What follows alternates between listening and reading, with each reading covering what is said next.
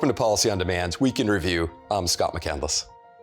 What would you tell clients are your takeaways from this week? I'm going to begin with a preface. I wish I were a broken clock, because then I could at least be accidentally right. But rather, what I'm about to say is more akin to a broken record when it comes to the tax bill. The key April 15th milestone, which could have been an appropriate moment to pass the tax bill, went by with little fanfare. And the tax bill remains adrift in the Senate as Congress heads off to another brief recess.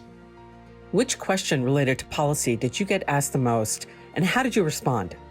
The question I heard the most this week was, what do we do next? And the answer, I think, is twofold. First, the House Ways and Means Committee will hold a variety of hearings and special tax sessions to educate members about the Tax Cuts and Jobs Act provisions and the tax code more broadly ahead of next year's predictably large tax debate. And those hearings are an opportunity to provide input to the committee on aspects of the tax code that are working and those that may need improvement. Second, and longer term, the problems with the current tax bill suggest that next year's tax conversations may be difficult and may not focus on business interests, whether large or small.